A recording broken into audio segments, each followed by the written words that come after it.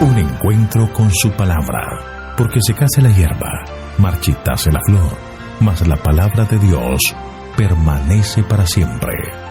Con ustedes, el doctor José Ricardo Arias Quintero.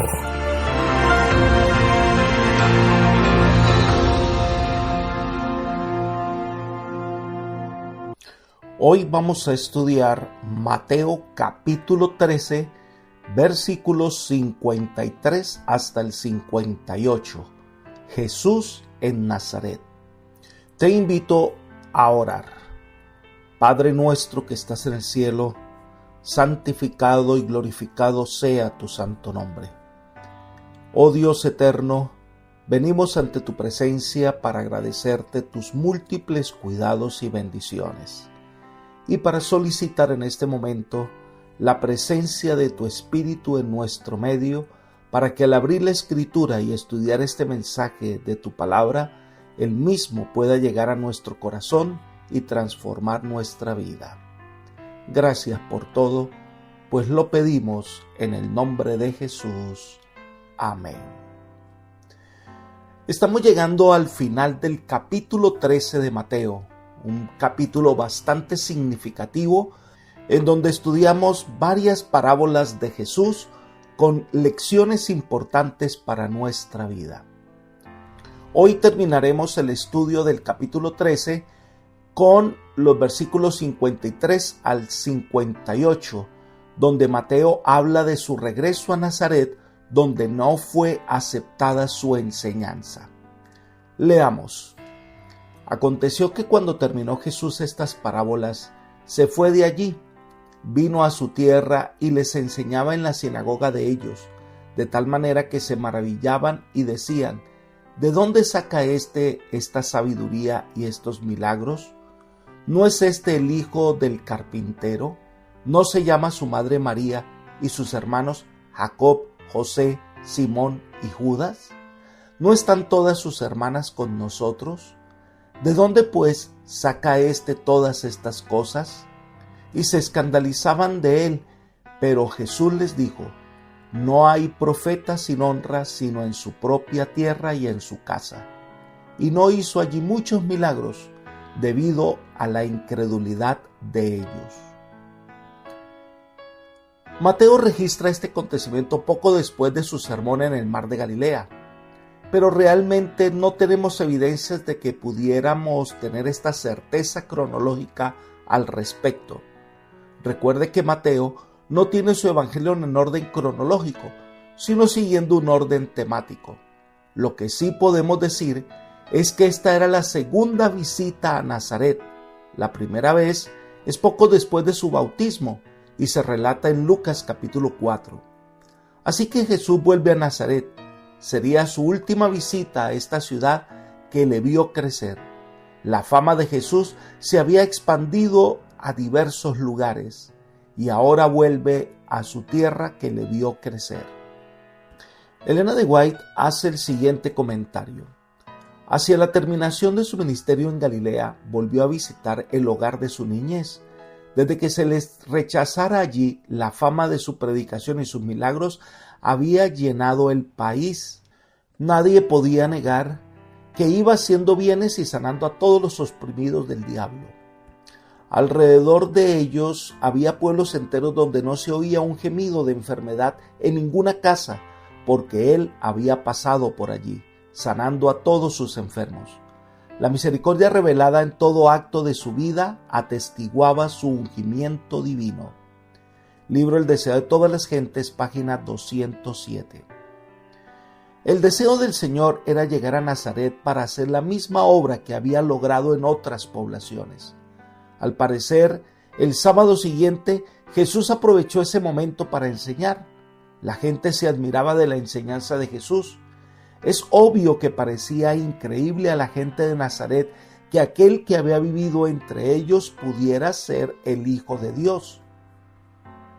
Entonces, de manera despectiva, se dicen el uno al otro: ¿este de dónde tiene esta sabiduría? Ni los dirigentes judíos ni el común de la gente de Nazaret parece haber pensado en negar la inteligencia, comprensión y sabiduría infinitamente superiores de Jesús. era algo demasiado evidente. En realidad, era eso lo que turbaba a la gente. La gente de Nazaret no podía negar los grandes milagros que hacía Jesús, así como tampoco podía negar su sabiduría, pero cuestionaron su origen. ¿No es este el hijo del carpintero? José tenía una profesión muy especial, la del carpintero. Cuestionaban de esta manera que el Mesías no podía nacer de un carpintero. Entonces siguen diciendo, ¿no es acaso el hijo de María? Al parecer, a mencionar solo a María, daba a entender con esto que José ya había muerto, pero hace una referencia también a los hermanos de Jesús. Ya en pasajes anteriores hemos especificado que eran los hijos de José, mas no hijos de María. Y se menciona por nombre a algunos, como a Jacobo, a José, a Simón y Judas.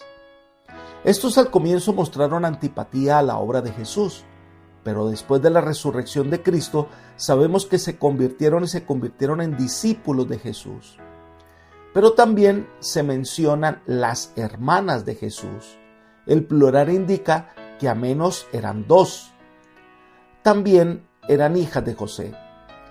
Pero la razón de esta mención es que ellos no querían aceptar a Jesús como el Mesías y cuestionaban el origen de Jesús. Elena de White continúa el relato explicando: otra vez, mientras escuchaban sus palabras, los nazarenos fueron movidos por el Espíritu Divino, pero tampoco entonces quisieron admitir que ese hombre que se había criado entre ellos era mayor que ellos o diferente. Todavía sentían el amargo recuerdo de que, mientras aseveraba ser el prometido, les había negado un lugar con Israel, porque les había demostrado que eran menos dignos del favor de Dios que una mujer y un hombre paganos. Por ello, aunque se preguntaban, ¿de dónde tiene éste sabiduría y estas maravillas?, no le quisieron recibir como el Cristo divino. Por causa de su incredulidad, el Salvador no pudo hacer milagros entre ellos. Tan solo algunos corazones fueron abiertos a su bendición, y con pesar se apartó para no volver nunca. Libro El deseo de todas las gentes, página 208. La actitud de los dirigentes de Nazaret cerró la posibilidad que recibieran a Jesús como el Mesías, como el Salvador. Su incredulidad cerró la puerta a las grandes bendiciones que Dios quería hacer entre ellos. Entonces Jesús hace una declaración interesante: no hay profeta sin honra, sino en su propia tierra y en su casa. La declaración de Cristo parece haber sido un bien conocido proverbio. Si los propios hermanos de Jesús no creían que Él era el Mesías, ¿cómo podría esperarse que creyeran sus vecinos? La gente de Nazaret conocía a Jesús. Toda su relación diaria con ellos testificaba de la perfección del carácter de Jesús, y eso los había resentido porque la comparación les resultaba desventajosa. No veían nada en el carácter ejemplar de Jesús que los atrajera en especial, nada que los apreciara o consideraran de valor para alcanzar los propósitos por los cuales ellos vivían. Elena de White, más adelante en el mismo libro, la página 210, afirma lo siguiente: pero no fue simplemente la ausencia de gloria externa en la vida de Jesús lo que indujo a los judíos a rechazarle. Era Él la personificación de la pureza, y ellos eran impuros. Moraba entre los hombres como ejemplo de integridad inmaculada. Su vida sin culpa hacía fulgurar la luz sobre sus corazones. Su sinceridad revelaba la falta de sinceridad de ellos. Ponía de manifiesto el carácter hueco de su piedad presuntuosa y les revelaba la iniquidad en toda su odiosidad. Esa luz no era bienvenida para ellos. Así que en vez de permitir que el Espíritu Santo moldeara sus vidas, reaccionaron fue en contra del ejemplo que Jesús les daba. No quisieron aceptar sus consejos ni sus orientaciones, ni tampoco quisieron aceptarlo a Él como el Creador, el Salvador, el Redentor, el Hijo de Dios, el Mesías. Entonces el capítulo termina con una nota muy triste. versículo 58. Y no hizo allí muchos milagros debido a la incredulidad de ellos. Estaba la majestad del cielo, el Dios hecho hombre, con toda su disposición de ayudar, bendecir y sanar. Pero la gente no acudía a Él para ser sanada y por el contrario, dudaron de Él. Y Dios no pudo hacer allí mayor cosa. Qué terrible cuando la incredulidad invade nuestra vida, nos impide ver la gloria de Dios, nos impide recibir las bendiciones del Señor. Es hora de despojarnos de la incredulidad, de la duda maligna que nos aleja de Dios y rendirnos a los pies del Salvador. Es hora de entregarnos al Señor para que haga su obra en nosotros. Apreciado amigo y hermano, después de estudiar este capítulo 13 de Mateo y recibir estas instrucciones tan especiales de parte de nuestro Dios, lo único que queda por preguntarnos es, ¿qué vamos a hacer nosotros? ¿Cuál va a ser nuestra decisión? ¿En quién vamos a depositar nuestra confianza?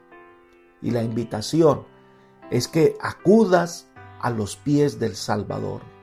Él es el único que puede transformar nuestra vida. Es hora de que nosotros acudamos a Él para que su Espíritu Santo pueda transformar nuestro ser y de esta manera seremos el mejor terreno para dar frutos para la gloria de Dios. Que el Señor te bendiga y te guarde y te guíe por sendas de paz. Es mi oración por ti. Amén.